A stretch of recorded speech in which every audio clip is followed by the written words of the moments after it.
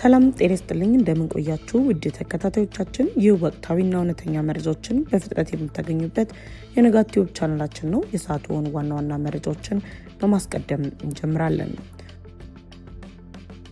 ሱዳን በድሮን ኢትዮጵያን አጠቃች። የኢትዮ ጣሊያን አዲስ ስምምነት 5 ሚሊዮን ዩሮ ቀረበ። የፕሬዝዳንቱ የመጨረሻ ቀን የሶማሊያ ውጥረት የሐሰን ሼክ ፍጻሜ። ከ158 ዓመት በኋላ ከእንግሊዝ ወደ ኢትዮጵያም ተመለሰ። የድንበሩ ከፍተኛ ወታደራዊ ክምችት ካይሮን ያስጨነቃት አዲሱ ግንባር።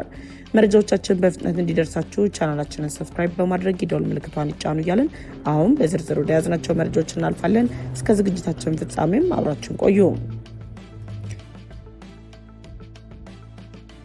ሱዳን በድሮን ኢትዮጵያን አጠቃች። ከኢትዮጵያ የተነሳ የድሮን ጥቃት ተፈጽሞብኛል የሚል ክስ በኢትዮጵያ ላይ የመሰረተችው ሱዳን ኢትዮጵያ ላይ የድሮን ጥቃት መክፋቷ ተሰምቷል። ከሱዳን ድንበር አቅራቢያ በሚገኘው በቤኒሻንጉል ጉሙዝ ክልል አሶሳ ዞን ኩምሩክ ወረዳ ኩምሩክ ከተማ ውስጥ የሱዳን ጦር የከፈተው የድሮን ጥቃት አንድ የዓለም አቀፍ የስደተኞች ድርጅት የስራ ባልደረባን ጨምሮ ቢያንስ 8 ሰላማዊ ሰዎች መገደላቸውንና ሌሎች በርካታ ሰዎች መቁሰላቸውን ነዋሪዎችና የአካባቢው የጤና ባለስልጣናት መግለጻቸውን አዲስ ስታንዳርድ ዘግቧል። አዲስ ስታንዳርድ አገኘሁት ባለው መረጃ መሰረት ጥቃቱ የተፈጸመው ሚያዝያ 21 ቀን 2018 ከቀኑ 5 ሰዓት ገደማ መሆኑን ከአሶሳ ከተማ 94 ኪሎ ሜትር ርቀት ላይ በምትገኘው የኩርሙክ ከተማ የሰዎች እንቅስቃሴ በሚበዛበት አካባቢ ላይ ማረፉ የተገለጸ ሲሆን የዓይን እማኞች ድሮኑ የመጣው ከሱዳን ብሉ ናይል ግዛት አቅጣጫ መሆኑን ጠቅሰው የሱዳን ጦር ከፈጣን ድጋፍ ሰጪ ኃይሎች ጋር እያካሄደ በነበረው ግጭት ወቅትም ጥቃቱን እንደፈጸመ ገልጸዋል። ከሚያዝያ ወር ጀምሮ ሱዳን ከኢትዮጵያ የቤኒሻንጉል ጉሙዝ ክልል ጋር በሚዋሰነው የብሉ ናይል ግዛት እንዲሁም በአማራ ክልል ጋር ከሚዋሰነው አወዛጋቢው የአልፋሽጋ አካባቢ የጦር ኃይሏንና የአየር መከላከያዋን እያጠናከረች መሆኑን ተዘግቧል። የሱዳን ጦር ኃይሎች ጠቅላይ ኤታማዦር ሹም በቅርቡ በብሉ ናይል ግዛት ወታደራዊ ጉብኝት ማድረጋቸውን ተከትሎ ተጨማሪ ወታደሮችና የአየር መከላከያ ዘዴዎች መዘርጋታቸውን የሱዳን ወታደራዊ ባለስልጣናትም ገልጸዋል። ከሚያዝያ ወር ጀምሮ ሱዳን ከኢትዮጵያ የቤኒሻንጉል ጉሙዝ ክልል ጋር በሚዋሰኑ የብሉ ናይል ግዛት እንዲሁም ከአማራ ክልል ጋር በሚዋሰነው አወዛጋቢው የአልፋሽጋ አካባቢ የጦር ኃይሏንና የአየር መከላከያዋን እያጠናከረች መሆኑም ተገልጿል። የሱዳን ጦር ኃይሎች ጠቅላይ ኤታማዦር ሹም በቅርቡ በብሉ ናይል ግዛት ወታደራዊ ጉብኝት ማድረጋቸውን ተከትሎ ተጨማሪ ወታደሮችና የአየር መከላከያ ዘዴዎች መዘርጋታቸውን የሱዳን ወታደራዊ ባለስልጣናትም ገልጸዋል። የኢትዮ ጣሊያን አዲስ ስምምነት 5 ሚሊዮን ዩሮ ቀረበ። በኢትዮጵያና በጣሊያን መካከል ያለው ጠንካራ የተባለ ግንኙነትን በማስቀጠል በዓለም አቀፍ ደረጃ የቱሪዝምና የኮንፈረንስ ከተማ ለመሆን የሚያስችል እንቅስቃሴዋን የቀጠለችው መዲናችን አዲስ አበባ ላይ ተጨማሪ ውበት ለመስጠት የሚያስችል ስምምነት በኢትዮጵያና በጣሊያን መካከል ተፈርሟል። ጣሊያን ለኢትዮጵያ አረንጓዴ ኢኮኖሚ ግንባታና ለማክሮ ኢኮኖሚ ሪፎርም ያላትን ድጋፍ የሚያሳየው ፕሮጀክቱ ከዓለም አቀፉ የ2030 የዘላቂ ልማት ግቦች የሚጣጣም ተደርጎም ተወስዷል። መዲናችን አዲስ አበባን ለነዋሪዎች ምቹ አረንጓዴና ለቱሪስት መስህብ ተስማሚ ለማድረግ የጀመረው ሸገርን ማስዋብ ፕሮጀክት አካል የሆነው የቀበና ወንዝ ገባሪዎች ዳርቻ ልማት ፕሮጀክትን ለመደገፍ ጣሊያን 5 ሚሊዮን ዩሮ የገንዘብ እርዳታም አቅርባለች። የቀበና ወንዝ ገባሪዎች ዳርቻ ልማት ፕሮጀክት በአዲስ አበባ የካ ክፍለ ከተማ የሚገነባ ሲሆን ግንባታው በ2 ዓመት ውስጥ ይጠናቀቃል ተብሎም ይጠበቃል።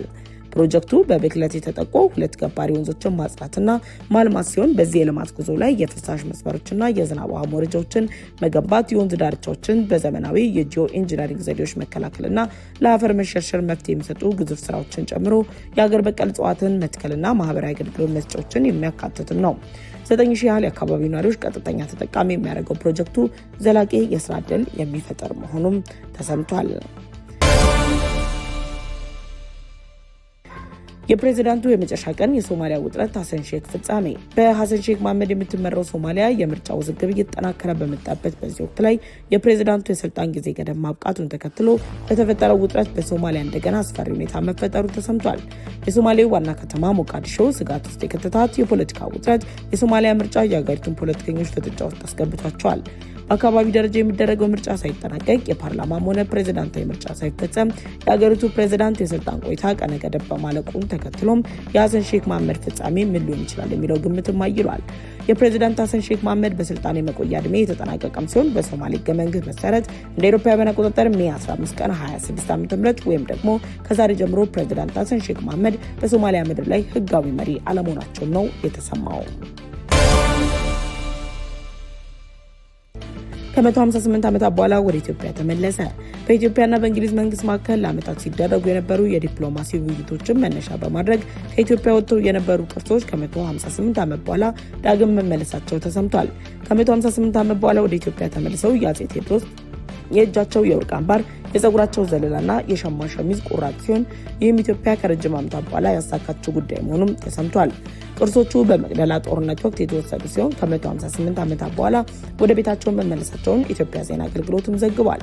ከዚሁ ጋር በተያያዘ ማስተያየታቸውን የሰጡት የኢትዮጵያ ቅርስ ባለስልጣን ዋና ዳይሬክተር ረዳት ፕሮፌሰር አበባ አያሌው መንግስት ባደረገው ከፍተኛ የዲፕሎማሲ ጥረትና በተደረገ ስምምነት ቅርሶቹ ወደ ኢትዮጵያ እንዲመለሱ መደረጋቸውን ገልጸው በቀጣይም በተለያዩ ምክንያቶች የተወሰዱ ቅርሶችን ለማስመለስ የሚደረጉ ጥረቶች እንደሚቀጥሉም መናገራቸው ተሰምቷል።